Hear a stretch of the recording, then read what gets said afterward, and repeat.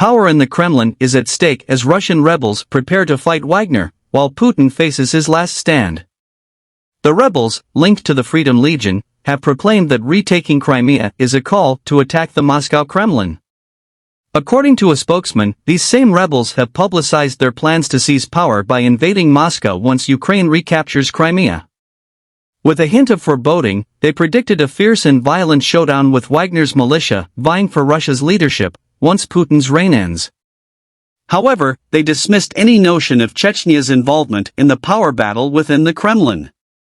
In recent times, the protesters against the Russian leader had been destroyed in Warsaw, the Polish capital, after the Third Assembly of the Congress of People's Deputies. The talks took on a new wave of enthusiasm as anti-Putin militias ventured into Russia's Belgorod region and Ukraine as well, launching their much-anticipated counteroffensive. Those attending the talks at the conference were filled with a renewed sense of urgency, as achieving their political goals seemed within reach. Among the activists present was Alexei Baranovsky, representing the Political Center, an opposition group in Kiev with ties to the Freedom Legion and partisan networks in Russia.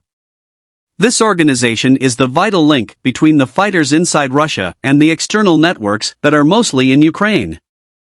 Given the great importance of Crimea as the symbol of victory in 2014 for the Kremlin and the Russian people, Baranovsky believes that Ukraine's liberation of Crimea will be the crucial element in overthrowing Putin and his repressive regime.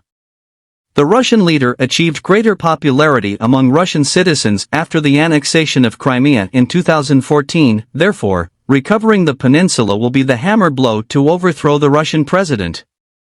Should Ukraine successfully retake Crimea, a Putin critic warns that state institutions in Russia will collapse, leaving a political vacuum for militant rebel groups in several of Russia's federated republics to exploit for their own gain.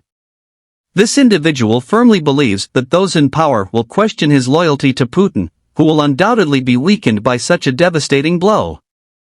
As events unfold, officials and security service personnel will be forced to weigh their options amid chaos and uncertainty. On the field during that time, there will be two main contenders, Prigozhin's Wagner militia and the Freedom Legion, leading the two military factions vying for power. As for the rest, including the security and military services, they are ready to observe and determine the outcome of the confrontation. Only then will they throw their support behind the victorious side. Winning will be debated between us as we try to determine a victor, Baranovsky said. According to a political activist who used to be a journalist reporting on the 2013 Maidan protests in Kiev, for the Ukrainian Daily Kommersant, Ramzan Kadyrov, the Chechen leader, is not believed to be involved in Putin's succession fight. Instead, Kadyrov is believed to win full independence for Chechnya, turning the nation towards Islamic centers of influence and rich oil-bearing countries, which will serve as a proxy for the funds he receives from the Kremlin and finance his government. For the past 10 days, the Russian Volunteer Corps and the Freedom Legion have infiltrated the Kremlin with cross-border raids that have rocked all of Russia. So the rebels have united around one goal: provoke a regime change in the country.